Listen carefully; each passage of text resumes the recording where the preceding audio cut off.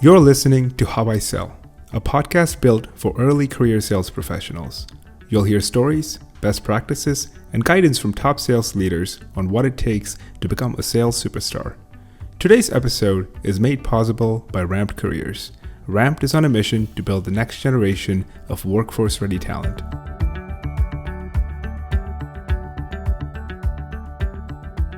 All right, everyone, welcome back to How I Sell. Today we have one of my favorite salespeople. In fact, he's your favorite salesperson's salesperson, former Groupon legend, one of my faves, Matt Rolnick. Matt, how you doing? I'm doing great. Good to see you, Danny. Of course, Glad to be here.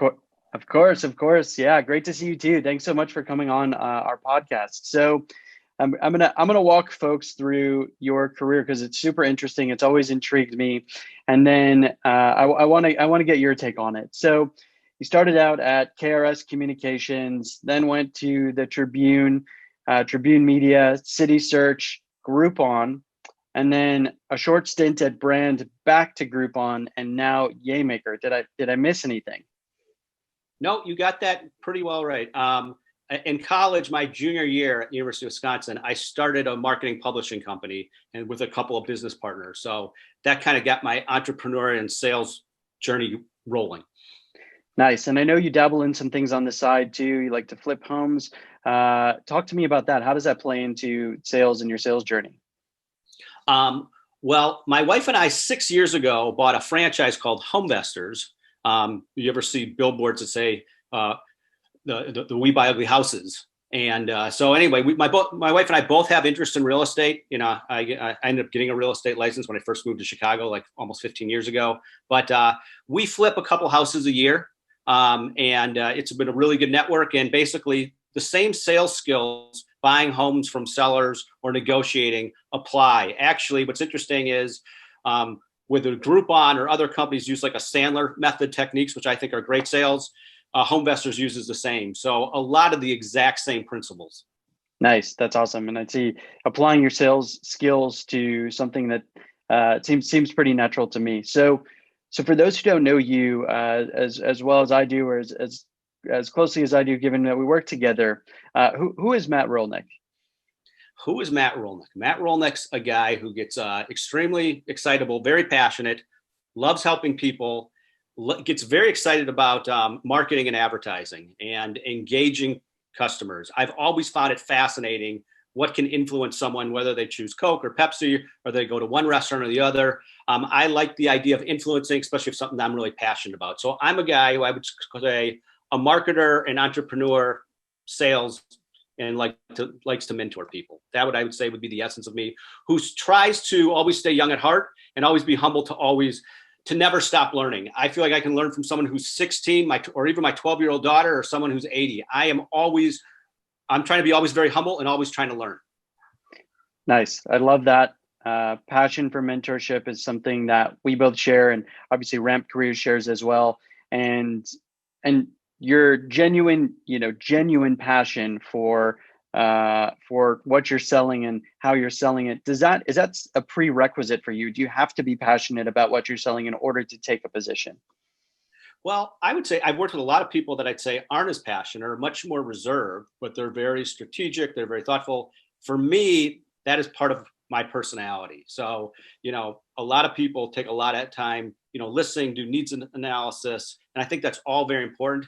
I've kind of always led with my heart. And if I'm really excited about a product or a service, it's like, I just feel like I'm a force, and I'm such an evangelist that I feel like it can be a little contagious. So I don't think it's a prerequisite, but for me, it definitely is. It's hard for me to sell something that I'm not passionate about. Nice. Makes sense. So let's go all the way back to the early part of your career. You're just graduating from the University of Wisconsin, Madison. Were you always a networker? Were you always passionate like that? Were you always a relationship nurturer? Did that come through the positions and through your experiences? I think I always was. I'm someone who generally, some people like dogs. I've always liked people, all people, even people that are, jerks. That I like almost everybody. And I kind of had an opposite approach. My junior year, I just decided I'm going to start my own business.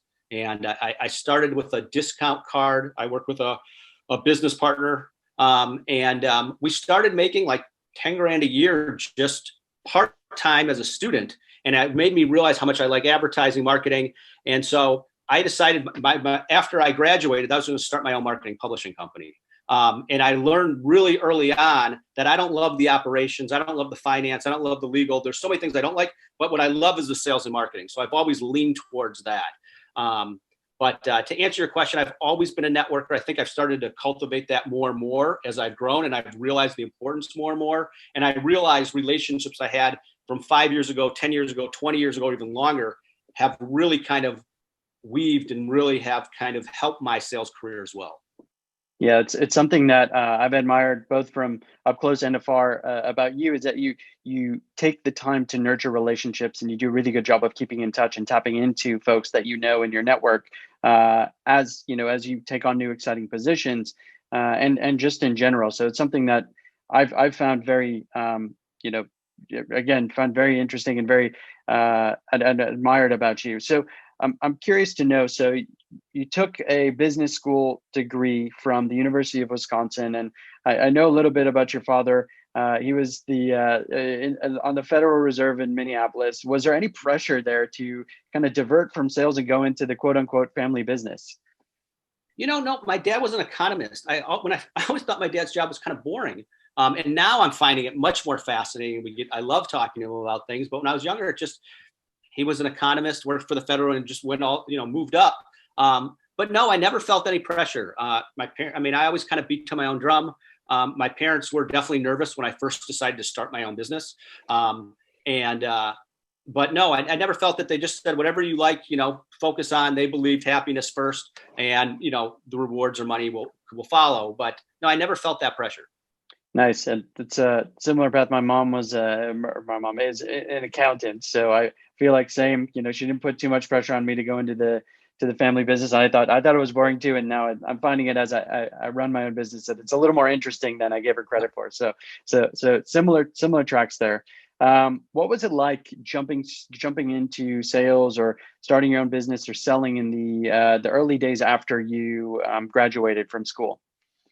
Well, I was very fortunate. I had two business partners, one who just loved finance and money, one who was very creative in production, and I was sales and marketing. So we all complemented each other very well. So I could just lean into the things I do best, which was just literally reaching out to partners wanting to advertise with us or things like that. So I realized very early on, that's what I like doing. And so I don't know if that answered your question or not, but I just knew that if I was going to take it, eventually I sold the company. I bought out my partners and sold the company, but I knew that if I ever worked somewhere else, it's going to be in a sales or marketing role. Nice. Makes sense. So you sold your company, you bought your partners out, sold your company, and now we're moving on in your career. You take an account executive role. Walk me through that and what that decision was. Was it an easy one, or is this just, I'm the sales guy, I'm passionate about sales, I'm just running into it? Boy, you know what? I ended up after selling my business, I got into I basically sold all media, but I did some radio advertising, and then I ended up skipping a step, but my first real sales job, I would say, was with the Tribune company. They own the Orlando Sentinel, and they had the opportunity to basically be an account executive selling for sports, entertainment, and attraction. So Disney was my biggest client, but that was my first actual sales role, where I'd say it was very formalized and where I had more of a corporate structure. So I decided to interview for it. I remember my boss said, either I'm going to be a huge success or a huge failure. Just because, again, I was so enthusiastic and I just saw so much potential with it, especially the category really excited me. Did you have a chip on your shoulder when your boss gave you, I would consider maybe a pep talk, but did you have a chip on your shoulder saying, no, I'm out to prove her right or prove her wrong? Again, everybody's different. I mean, I definitely see the glass more than half full, and I had all this idealism. So, I mean, I just focused on the potential and the opportunities, and I just attacked it. So, I definitely wanted to prove her right. But as I said, I was just so excited about the opportunity. I was working kind of nonstop just because of the excitement of it. Awesome. And as you took that job in your early days, what are some of the things that you installed in your own personal process to ensure that you were doing the job right, closing business, drumming up pipeline, et cetera? So I would share, in that situation, I had a book of business and I tried to also grow some clients. So when you say process, I believe in the 80-20 rule in general. It's like, which clients bring in the most money and making sure you're balancing your time accordingly. So at that time, actually, I had Disney as a client. So I had to spend a lot of time with that. And I try to look at things. And then I always tried to make sure I was always carving out time. So I blocked time to make sure I was always prospecting. So again, I would have my own, I'd say, top 50 list that I would make sure that I kept very, thorough records to make sure that I was focusing on that. But anyway, that was the gist, I'd say, my process. I made sure that as soon as I started, I talked to other very successful reps to ask what they do and what's their process. And I try to take a gem from each of theirs. I try to make sure with my teammates that I worked with that I understood their process, what's important, what isn't. And then every client, the first time I met him, I asked them what's most important to them, if that helps. Yeah, absolutely. Was there anything that because coming out of essentially running your own business or selling your own business to selling somebody else's business, was there anything that you struggled with, or I'll leave it as that. Was there anything you struggled with in the early days or even onto your tenure at Tribune? Yeah, I mean, definitely. One of the things I struggled with was I didn't realize as a salesperson how much you have to sell internally. Sometimes I think selling internally is just as hard as selling externally. So when I had my own business, I could talk to my business partners. We could turn around ideas very quickly. Internally, especially like a company like the Tribune, there are lots of steps to sell. So something that was very intuitive to me, like, oh my God, we should add this type of product, or why don't we charge more for this thing, or something like that. There was a lot of steps. So it took a lot of time to get an idea through. And many ideas that I had wouldn't go through. A lot of times they say, this is a great idea, Matt, but this isn't what we're currently working on. So go back and sell what we told you to. I mean, not exactly, but that's the gist of it. So that was an adjustment for me, because I was just like, let's go. This makes sense. And I realized that you have to understand the initiatives of the business, that any new idea impacts so many other departments. So it's really important to understand where they're coming from. So that was one thing, that was an adjustment for me that I felt I got better as my career progressed. And knowing you and knowing, what you've said about yourself in this interview, you're very excited, you're very passionate. When you would get that rejection internally, or they'd say, hey, just focus on what we want you to sell, how would that make you feel? Or what would you do with that? Sometimes it'd be confusing. Like, to me, in my mind, oh, this makes sense. And like, why wouldn't we? For the most part, I just kept trying to think of a new idea and focus on my job. I try to use my own entrepreneurship or creativity with my sales. So even when I started at the Tribune or Orlando Sentinel, I would often work with our graphic designers. We'd come up with creative spec ads. I'd share ideas, and then I'd present those to clients. So I used that kind of entrepreneurial energy and teamed up with other creatives to help me sell other concepts. So that was one thing I loved. But I always came back. It did. Just like sales, you're getting rejected at least 9 out of 10 times. Same thing internally. I tried not to take, one piece of advice is just don't take anything personally. I mean, that's kind of a motto. Nice. And as you were transitioning from the Tribune to your next stop, which was City Search, I guess what were some of the decisions you made to kind of take it to that next step or take it to the next stop on the way? So when I was at Tribune, I worked in a lot of different divisions: direct mail. I worked with the print product, specialty magazines, all these different things. I wanted to get into digital. Tribune had a Tribune Interactive, but it was super competitive, and I didn't feel I was making much traction. I knew print was dying or not nearly growing, and digital advertising was going to be the way of the future.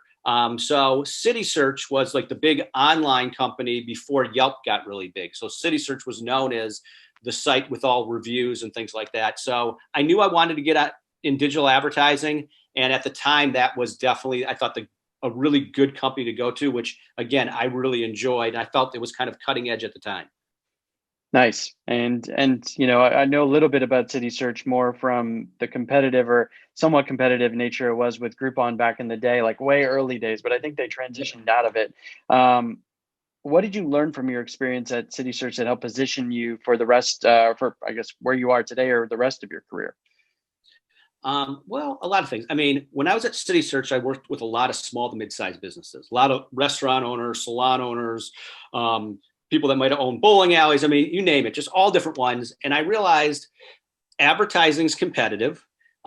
Their dollars, they really want to see a return. So one thing I learned was simply like, hey, these are human beings, people that really every dollar counts to them. And I really wanted to be a consultant to them. But what I liked about City Search and as well as Groupon is how do you track? So City Search, at least you could see how we had like a call tracking, you see how many people called them from it, or we could track to see how many people visited their website or landing page. And I also learned the importance of reviews and the importance of that. City Search really opened my eyes on the importance of what other consumers are saying about your business. And I would guide them on how to respond to positive type of feedback. If someone says something positive, don't just look at it and so great, actually respond and thank them. It amplifies that positive word of mouth. And God forbid you get a negative review, which you will, don't be shy to respond to that too. So that's, I mean, because at least that they'll know that you care and you respond back. So anyway, I learned the importance, I would say, of communicating with your consumers was one thing from a business lesson, I'd say. I'm starting to see some trends throughout your career, and from what I know, it's just an intense passion about the customer and the customer experience. And this is something that I can certainly say for a fact you did at your next stop, which was Groupon. But talk to me through the transition from City Search to Groupon, and I know you had 2 stints at Groupon, both illustrious and legendary. I could say from personal from watching you personally, but walk me through that transition and talk the audience through your time at Groupon and some of the highs, some of the lows, all of the good stuff. Sure. So it was interesting what you said, that City Search and Groupon were kind of competitors in the early Groupon days. I went from sales to a sales manager at Groupon. I mean, at City Search. And I remember going to a restaurant, Chinese restaurant in Logan Square, I believe, and in Chicago. And they shared they didn't want to advertise with City Search because they're doing something with Groupon. And this was back in like 2009 or something like that. And I was like, what's this Groupon? And anyway, I ended up being a customer of it and fell in love, obviously, with Groupon and just what an amazing acquisition tool. And then Andrew Mason, who founded Groupon, reached out to City Search, and he basically was interested in like a partnership or things like that. And the vice president went to me and said, Matt, you talk about this company all the time. Do you want to meet with Andrew Mason? And I'm like, sure. So he only had 7 employees at the time, only in Chicago. We had lunch together, and he wanted to know if my team, the Midwest, could help procure deals for Groupon. I'm like, oh my God.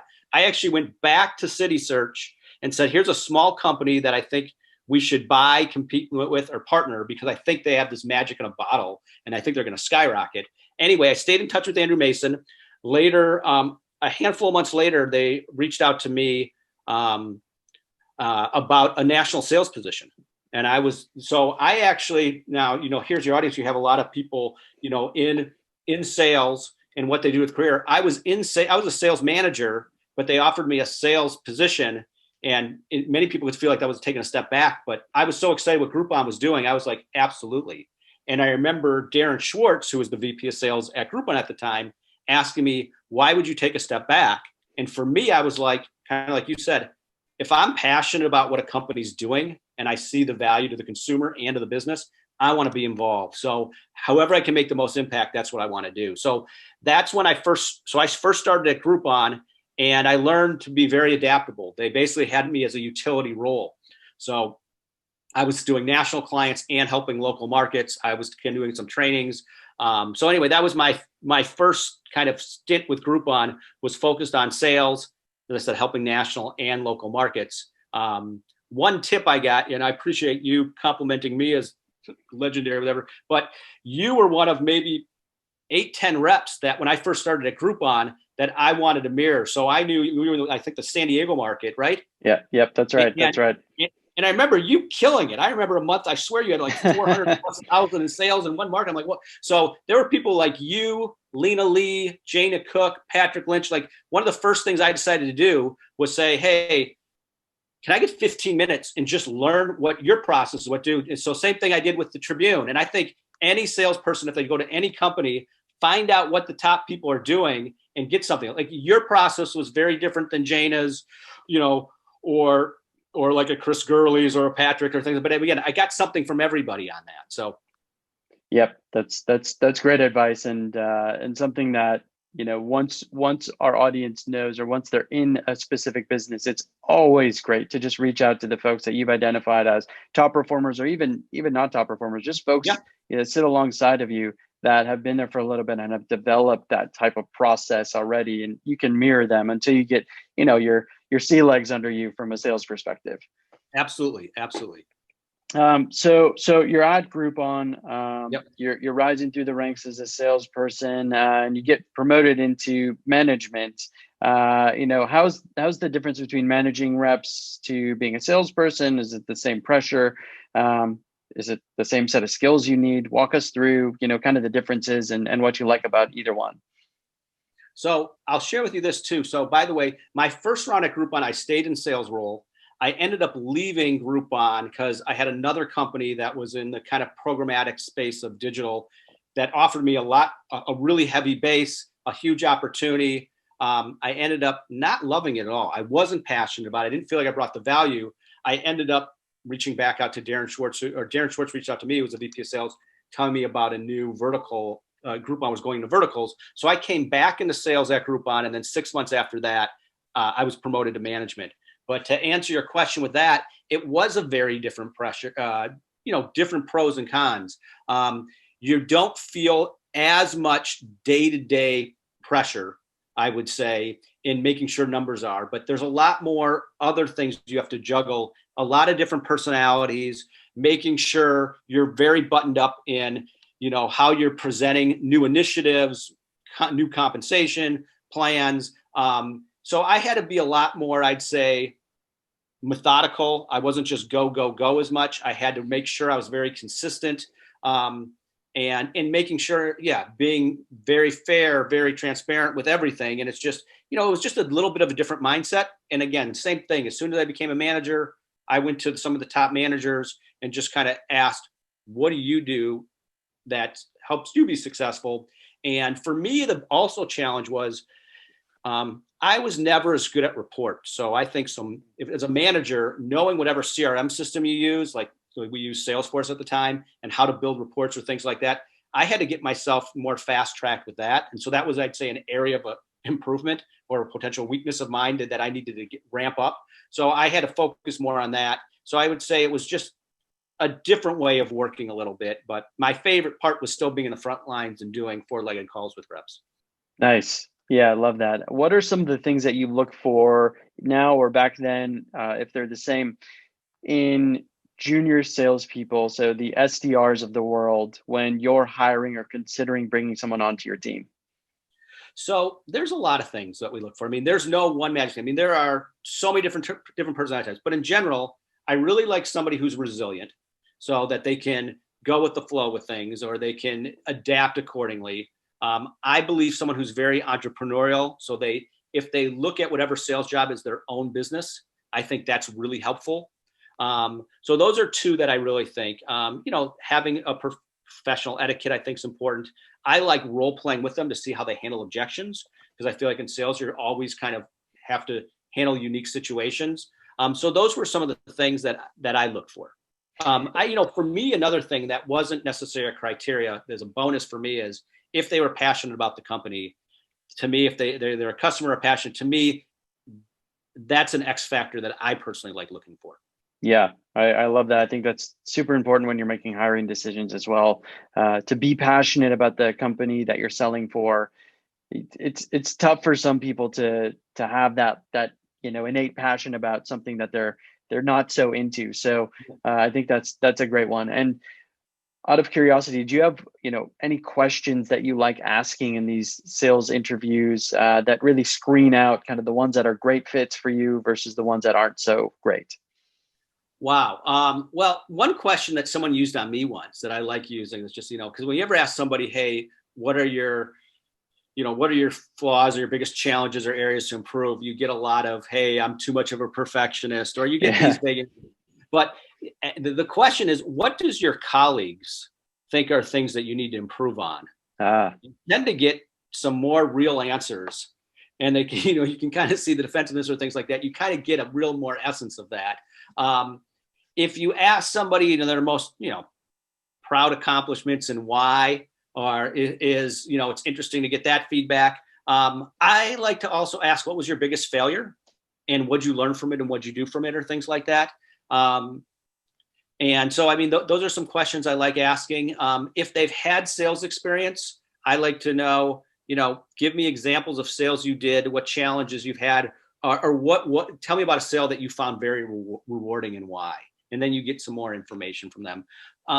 Knowing their process, obviously, someone who's got a good process and organized, that really helps too. But those are some of the questions I like to ask.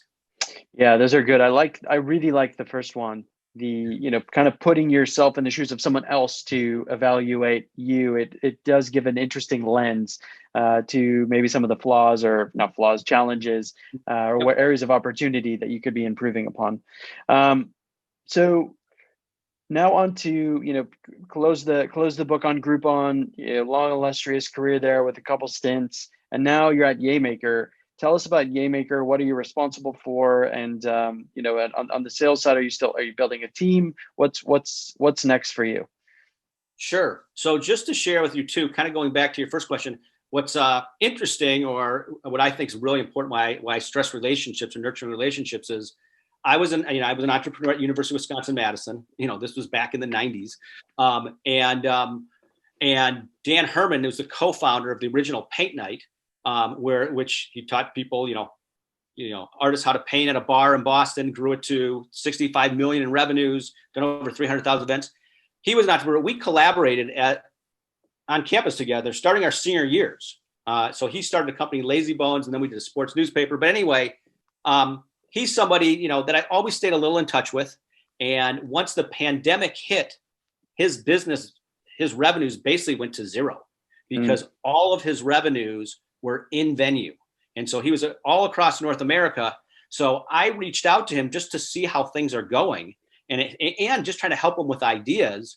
And we started brainstorming some more and realized there's so many virtual events that could be done as people. So it's not more than just paint night, but now we can have magicians and musicians and mixology classes and cooking classes and, fitness classes. It's just endless of things that can be done. And basically, he's like, Matt, I knew your passion back when we were in Madison together, and I've always loved your ideas. He was a client of mine. I sold him advertising, and he's like, I'd love to bring you on as our VP of sales. I'd love to help you bring a team. The company got some PPP money to kind of revamp. So I brought in a few kind of SDRs, BDRs that were up and rising rock stars.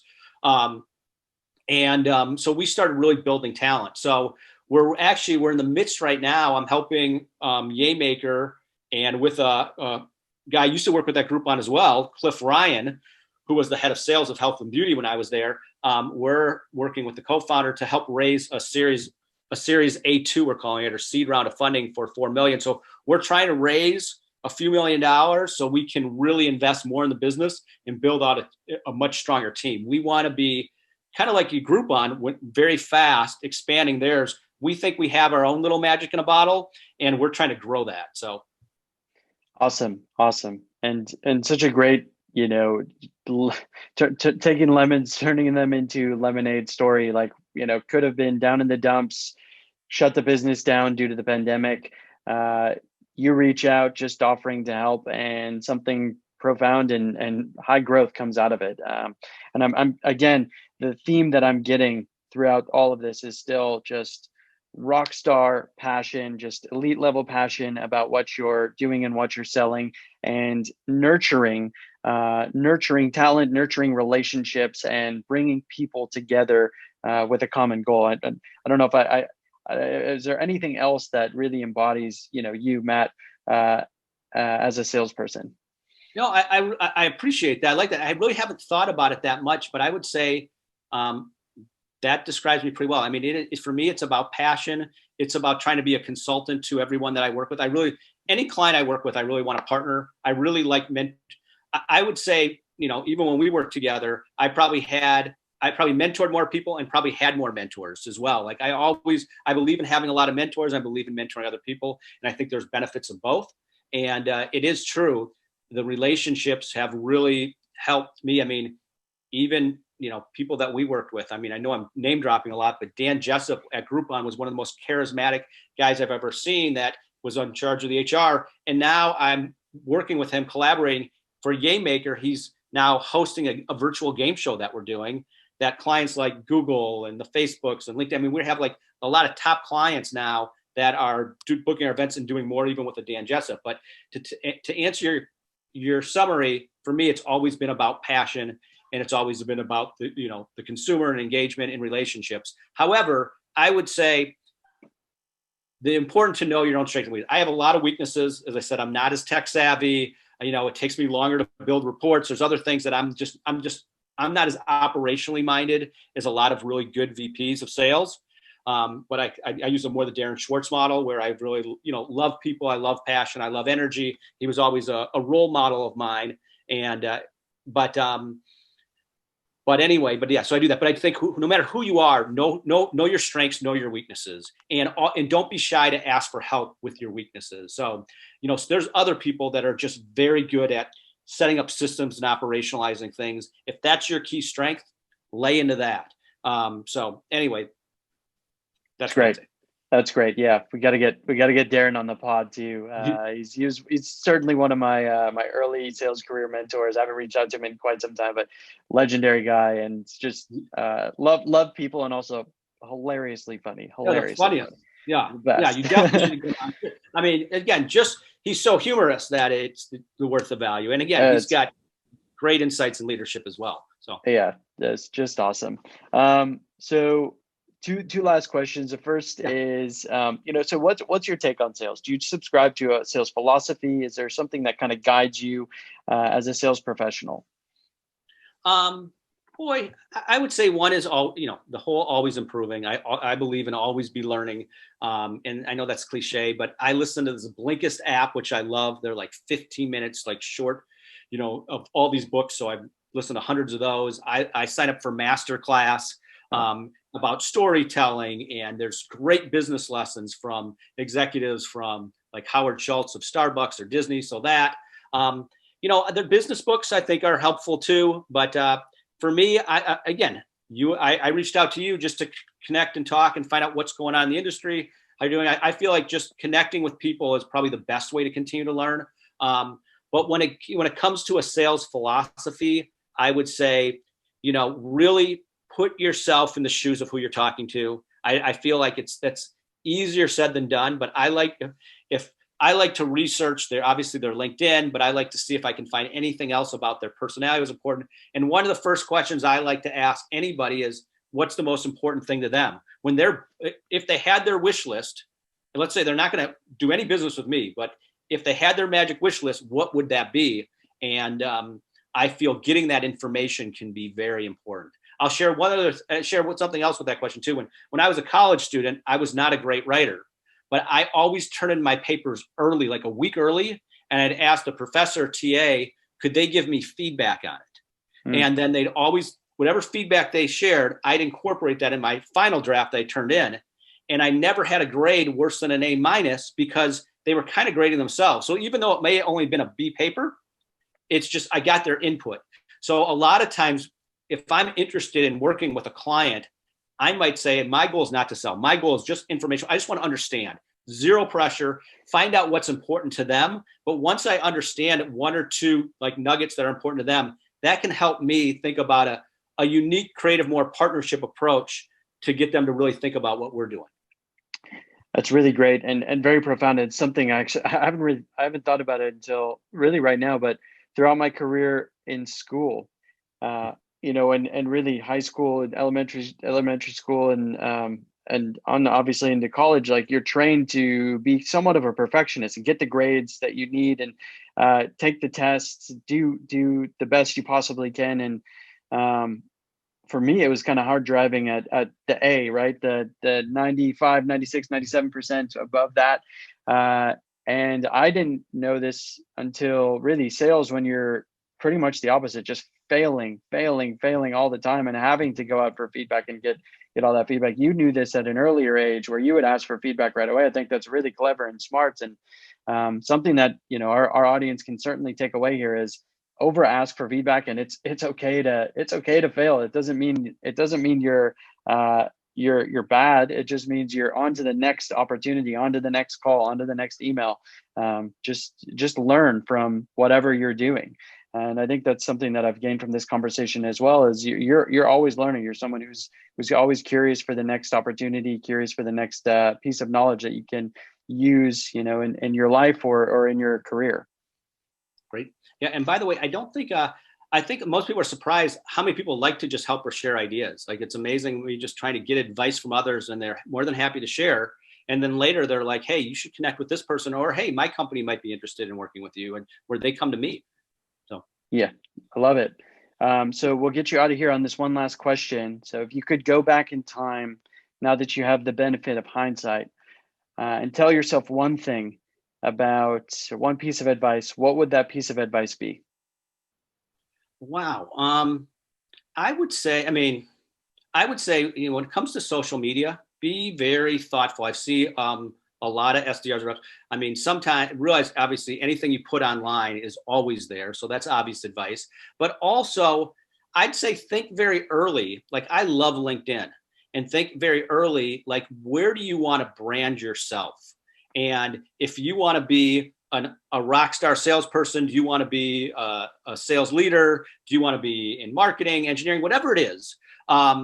Start thinking about content. Like, actually have a strategy on getting content out there and be consistent with it. Because I think old school is just dial away and talking to people. But I think more the new school way of selling is much more social selling. Like, I've been getting a lot of clients coming to me because of my LinkedIn content.